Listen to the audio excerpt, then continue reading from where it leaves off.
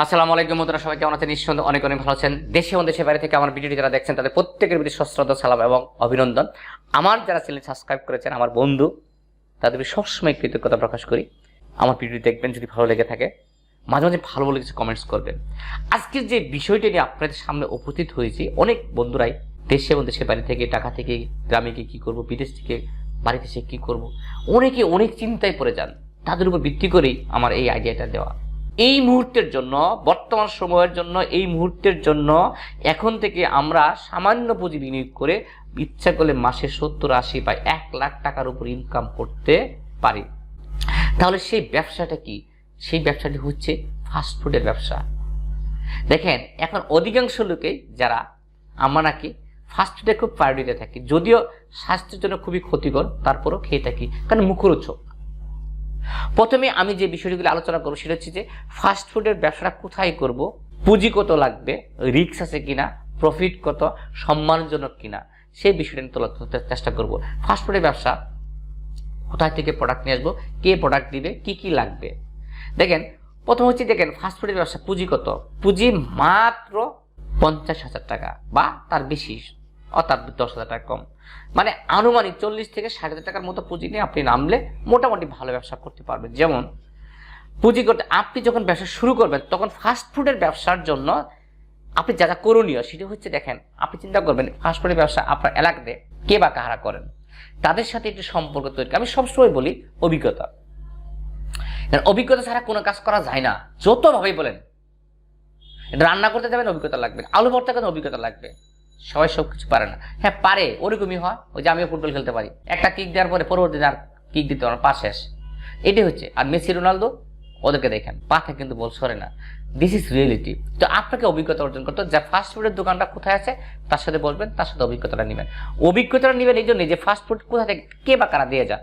এখন আপনি চিন্তা করতে কি কি আইটেম আমি উঠাবো, যেমন সিঙ্গারা, সমোসা, পিজা, বার্গার, লাডু, মিষ্টি জাতীয় আইটেম আছে না, দই।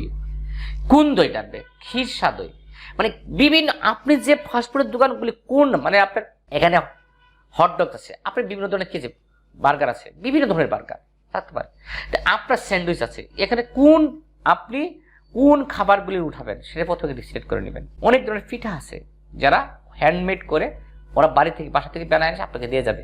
যেমন একটা পিঠার দাম ওনারা রাখবে 10 টাকা, আপনি দিব্যি 20 টাকা বিক্রি করতে পারবেন। কারণ 10 টাকাতে আপনি দিয়ে যাবে, সে বাসা থেকে, সে চিন্তা করলো আমি 10 টাকা বললাম আমার 5 টাকা লাভ, আর আপনি 20 টাকা বিক্রি করলো, যদি সে মুখরোচক হয় 20 টাকা কোনো ফ্যাক্ট না। ভয়রাস আপনি যদি প্রতি পিঠা 10 টাকা করে প্রফিট করেন, আপনি চিন্তা করে দেখেন প্রতি 10টা পিঠা যদি বিক্রি হয় তো 10টা পিঠা 10 100 টাকা লাভ। পিঠা থেকে একটা আইটেম থেকে 100 টাকা লাভ করে, এরকম আপনি হিসাব করে দেখেন 20টা আইটেম থেকে যদি 2,000 টাকা ইনকাম করে, তাহলে মাসে ইনকাম কত? 2,000 টাকা। মাসে ইনকাম দিনে তো 2,000 টাকা, মাসে 60,000 টাকা। আর দোকান ভাড়া আছে, সবকিছু মিলে যদি আপনি 3,000 টাকা করেন 90,000 টাকা, যদি 4,000 টাকা করেন 3-4 বার 1,20,000 টাকা। 1,20,000 দোকান ভাড়া কত? সর্বোচ্চ 5-6,000 টাকা, 10,000 টাকা। আপনি 10,000 টাকা 15,000 টাকা ধরেন, তাহলে দেখেন 1,20,000 টাকা ধরেন, তাহলে আপনি 1,30,000 ধরেন। এর মধ্যে আনুষঙ্গিক খরচ আছে, খরচ প্রফিট তো আমি বলছি। তার মানে আনুষঙ্গিক আরো 20,000 বাদ দেন, 80,000 টাকা।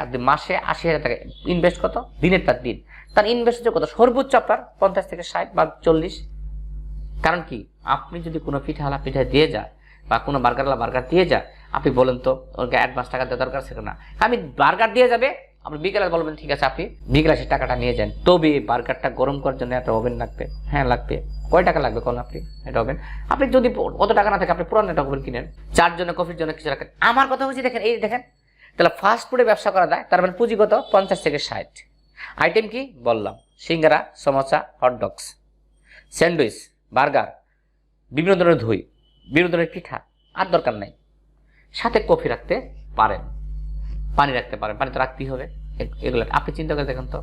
তবে চিন্তা করতে হবে যে কোন আইটেমটা আপনার সবচেয়ে মুখরোচক, সেই আইটেমটা বেশি রাখার চেষ্টা করবেন।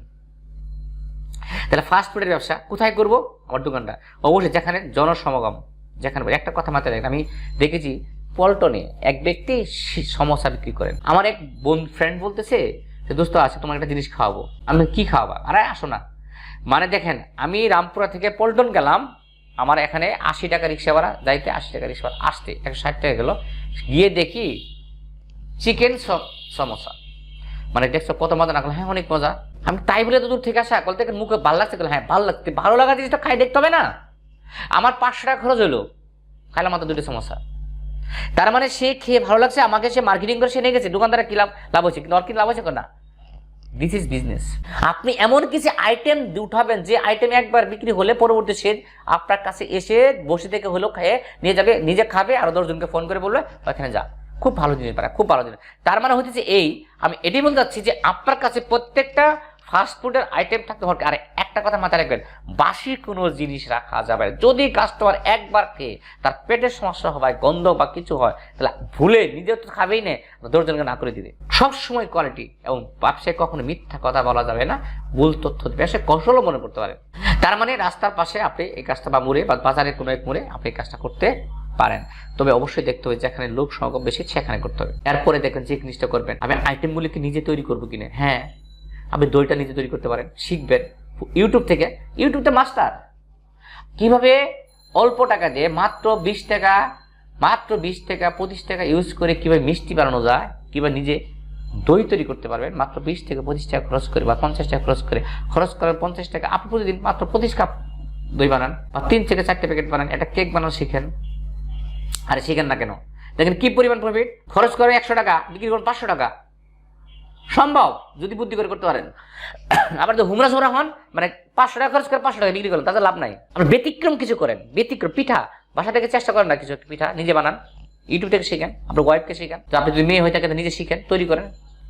তার মানে হচ্ছে যে কিছু কিছু আইটেম নিজেও তৈরি করা শিখতে হবে সময়ের ব্যবধানে। এটা কি সম্মানজনক কিনা? অবশ্যই সম্মানজনক, কারণ ফার্স্ট ফুডের সাথে অবশ্যই সম্মানজনক, 100% সম্মানজনক। যখন আপনি ব্র্যান্ড এস্টাবলিশ করে ফেলবেন, ধরলাম আপনার নাম হচ্ছে কামরুল, দেখেন কামরুল ফাস্ট ফুড, মানে কামরুল। দেখবেন একটা সময় বলছি না পচা সাবান, না মিলে পচা, কিন্তু সাবানটা এত ভালো ছিল বিদে আমরা দোকানে গিয়ে বলতাম বা একটা সাবান দিতাম, কি সাবান? পচা সাবান।